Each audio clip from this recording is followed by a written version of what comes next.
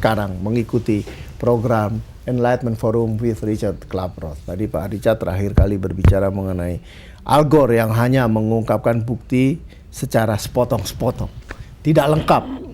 Sehingga akibatnya kita tidak mempunyai gambar yang jelas mengenai apa yang terjadi pada nasib bumi di masa depan terkait dengan perubahan iklim yang saat ini sedang terjadi. Jadi Pak Richard, apakah ada unsur kesengajaan dari Al Gore karena dia mempunyai agenda politik dan ekonomi tertentu, atau mungkin mereka melihat tidak perlu dikaitkan dengan hal-hal yang lain karena bukti sudah cukup konkret untuk mengatakan bahwa kehidupan umat manusia sudah sangat terancam oleh pemanasan global yang akan menenggelamkan banyak negara, pulau, bahkan benua nantinya. Sudah saya uraikan sebelumnya, kita harus melihat dulu ke belakang ya, ke sejarah belakang.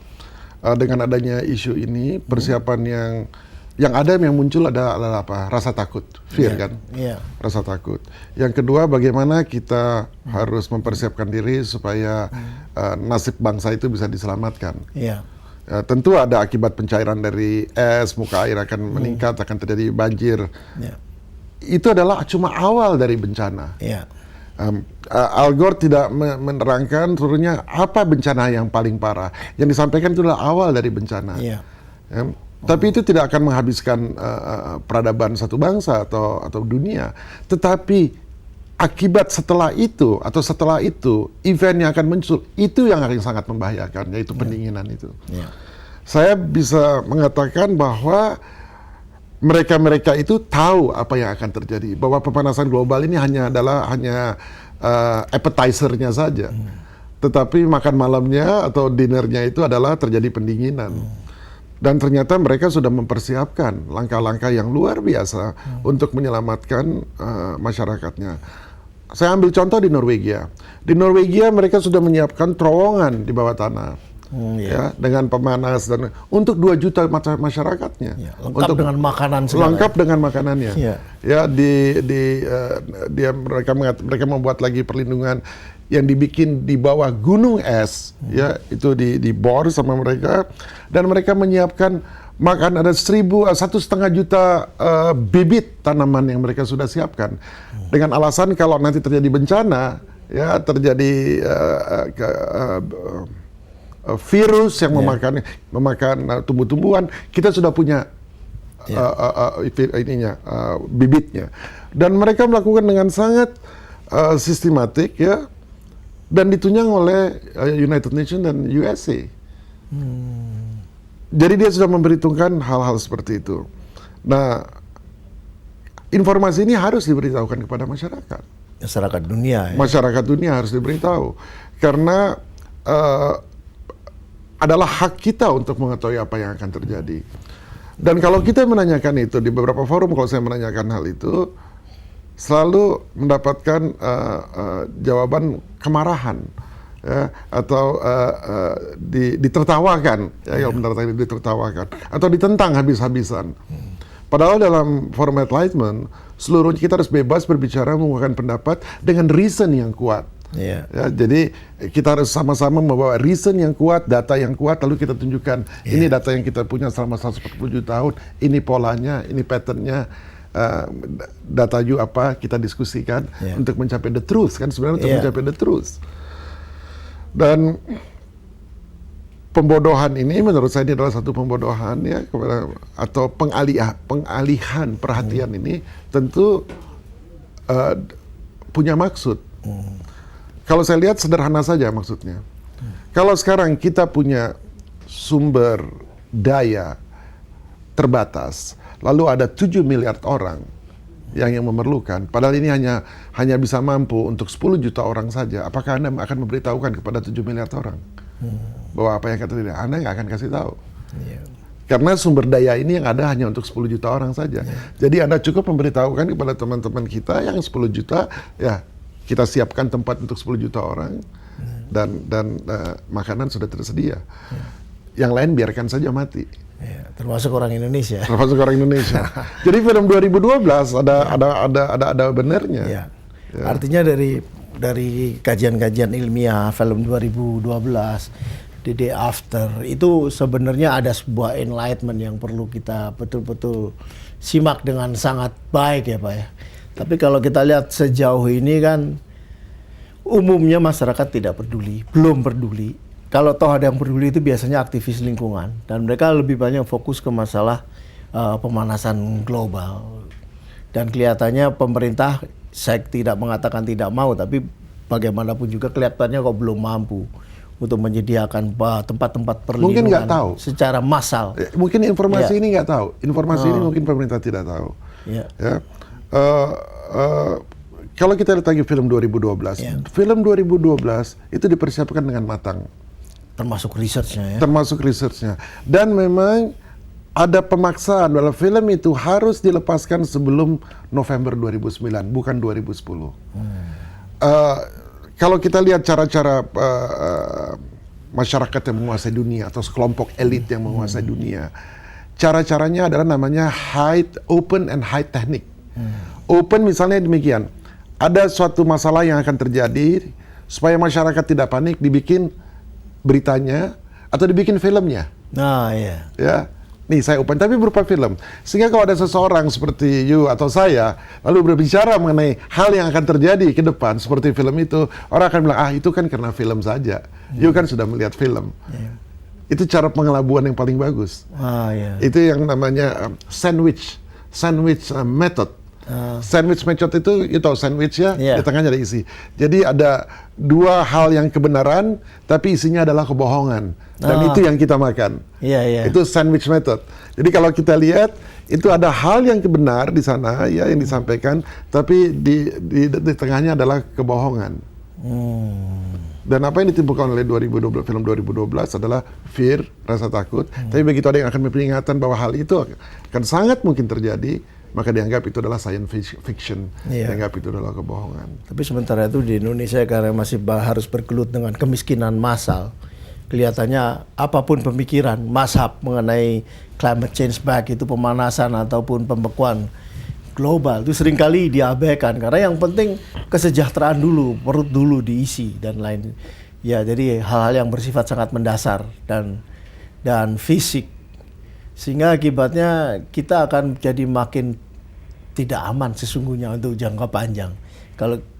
Kalau menurut Anda kan bahwa pemanasan global dan pendinginan global akan terjadi dalam waktu yang tidak terlalu lama. Kalau melihat patternnya? Iya, kalau melihat dari patternnya ya. Patternnya. Sebentar lagi, tidak terlalu lama. Gitu. Apakah mungkin bagi negara-negara sedang berkembang seperti Indonesia itu membangun jalan pintas agar selamat, paling tidak sebagian atau sebagian besar masyarakatnya bisa selamat dari bencana alam yang demikian dahsyat itu? Itu baru satu bencana alam, ya pendinginan global. Yang kedua, ya kalau kita lihat juga kita perhatikan, bumi kita ini kenapa bisa selamat dari blast dari matahari, letusan atau coronal mass ejection. Kenapa? Karena bumi kita ini ditutupi oleh namanya magnetosphere. Sphere, kita punya atmosfer, tapi juga adanya sphere dari magnet. Ya. Nah, jadi kalau ada gamma ray yang datang, ini seperti perisai, dia akan terurai. Sekarang masalahnya, kutub magnet kita melemah dan terjadi lubang yang 4 kali lebih besar dari bumi. Sehingga gamma ray ini akan masuk dalam bumi. Ya. Dan yang lebih lagi parah, magnetic pole kita akan bergeser utara-selatan. Dan itu akan bergeser sekaligus. Kalau kita lihat perhatikan juga sama 20 tahun terakhir, medan magnet kita sudah berkurang kemagnetannya selama sebesar 38%. Dan biasanya kalau sudah 40, 41, 42%, dia akan flip tiba-tiba. Wah, itu yang bahaya. Apa yang terjadi? Utara jadi selatan, selatan jadi utara. Iya. Ya. Dan untuk selama beberapa hari kita tidak akan mempunyai medan magnet.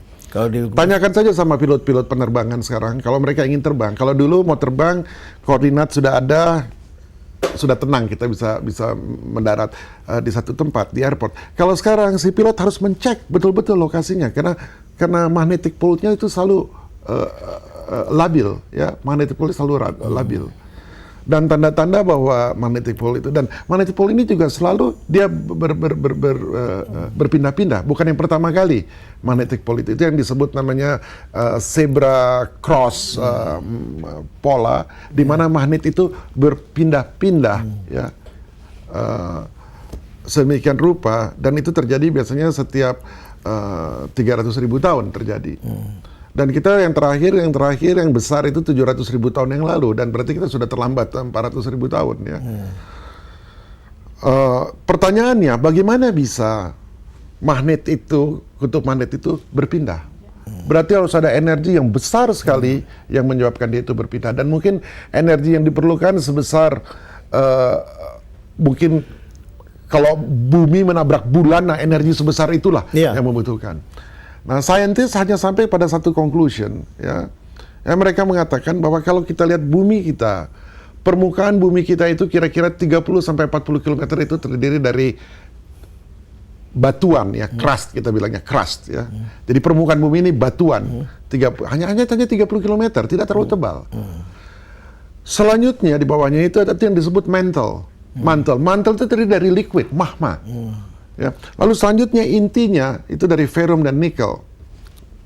Nah, untuk mendapatkan energi demikian besar sehingga kutub magnet yang di dalam itu berputar,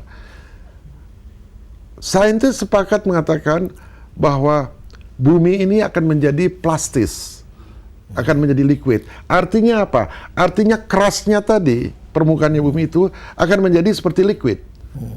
Dan itu akan terjadi, mantel akan merombos, makanya akan terjadi banyak gempa bumi. Akan terjadi banyak letusan-letusan gunung berapi plastis. Ya tentu kita bisa selamat kalau kita tahu lokasi kita ada di mana. Jadi kalau dana untuk menyelamatkan diri. Jadi tanya bisa selamat, ya tentu bisa. Ya. Oleh karena itu kita harus tahu ya, di mana zona-zona lemahnya, di mana kita akan berada. Dan Indonesia termasuk daerah yang zona lemah. Ya, kita lihat gunung api terbanyak, ada 128 gunung api aktif di Indonesia. Ada 400 gunung api di Indonesia, dan 128 adalah aktif. Dan Indonesia masuk dalam jaringan gunung berapi apa gitu, saya lupa namanya. The Ring of Fire. Ring of Fire, ya. Kalau lihat Ring of Fire mulai dari Argentina, Chili itu gempa bumi. Ya. Lalu kita lihat Los Angeles, ya. Kita lihat Haiti, yang kemarin gempa bumi. Nanti kita akan lihat gempa bumi akan ada di Jepang, akan ada di Taiwan, akan ada. Karena itu adalah zona lemah. Jadi kalau you mau menyelamatkan diri, ya you menyelamatkan diri di tempat-tempat yang bukan zona lemah.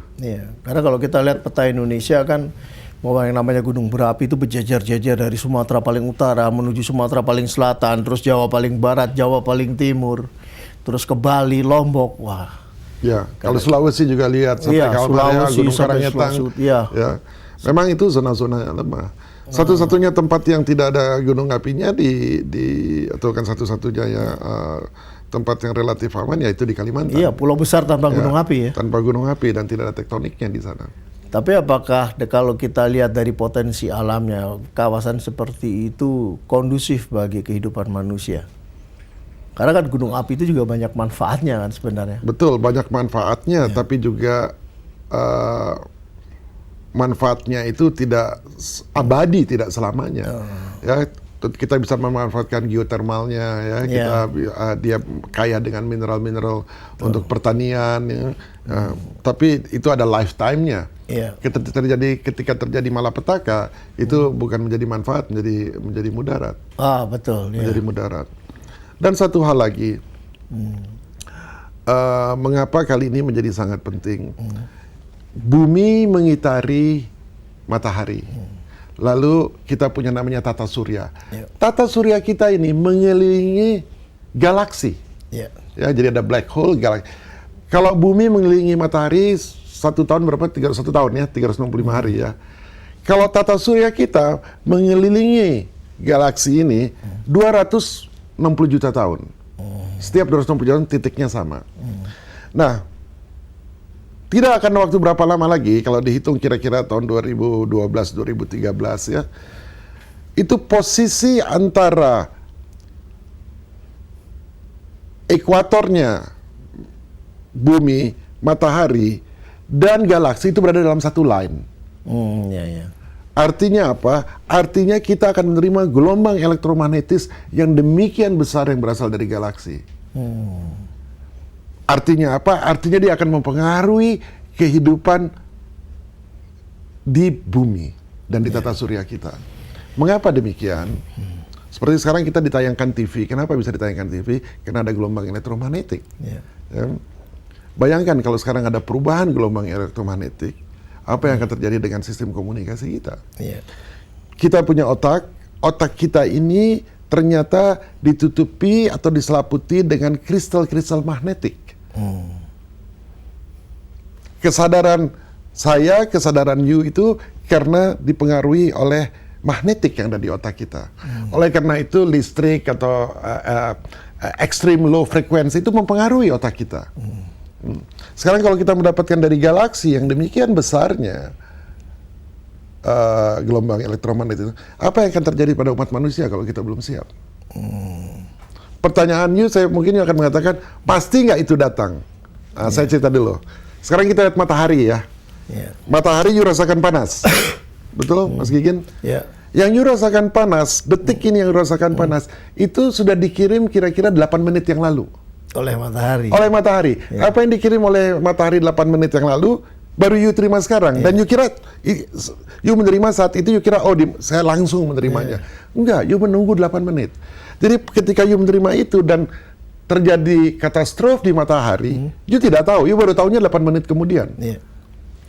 Apa yang terjadi di galaksi kita, pusat dari galaksi, dari black hole, kalau mereka mengirimkan gelombang elektromagnetik, itu kira-kira 25.000 tahun jaraknya, 26.000 tahun.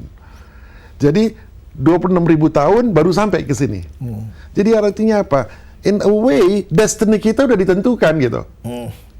In a way gitu. Bahwa akan ada gelombang itu tidak bisa kita cegah. Nah, sekarang sains sudah bisa mengetahui itu. Dan kalau kita sudah mengetahui itu, masyarakat harusnya diberitahu. Jangan hanya untuk kelompok sains yang kecil, saintifik yang kecil yang tidak memberitahukan hal ini. Karena kalau kita diberitahu, kita bisa mempersiapkan diri kita dengan sebaik-baiknya. Cuman kalau masalahnya masyarakat kita ini kan masih tergolong miskin pada umumnya dengan tingkat pendidikan yang relatif rendah. Kalau kita lihat data di Departemen Tenaga Kerja, 60% angkatan kerja kita tuh hanya berpendidikan pernah sekolah di SD. Nah ini kan jadi masalah tersendiri nih Pak, ya kan? Untuk menjelaskan suatu persoalan atau suatu ancaman universal yang sangat serius dan complicated. Sebenarnya tidak perlu disampaikan sebagai ancaman, ini harus disampaikan sebagai satu kesempatan. Sebagai kesempatan adanya kebangkitan spiritual sebenarnya. Kebangkitan spiritual. Saya ambil contoh demikian ya, konkretnya ya. Di otak kita ini kan ada magnetnya. Bumi juga ada magnetnya. Kalau kita lihat geomagnetik dari bumi ya di setiap tempat itu berbeda. Ya. Semakin besar geomagnetiknya, ya, semakin besar, maka semakin kuat daya tariknya. Nah, satu kajian menunjukkan negara seperti Rusia, dia mempunyai geomagnetik yang sangat besar. Artinya apa? Masyarakatnya sangat terikat dengan value di sana, sangat susah berubah.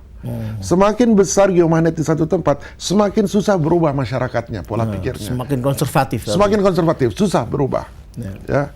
Sebaliknya kalau kita lihat di Israel dan di Timur Tengah, geomagnetiknya kecil sekali. Artinya apa? Artinya Allah memberikan kemungkinan perubahan sedemikian besar. Makanya kita lihat sekarang di sana bergolak terus, ribut terus sepanjang masa. Allah bukan mengatakan bahwa you harus ribut atau damai. Terserah you, choice-nya mau apa. Oke, menarik sekali ini Pak Richard. Tapi pemirsa dimanapun Anda berada, Anda jangan kemana-mana karena setelah ini kami akan segera kembali.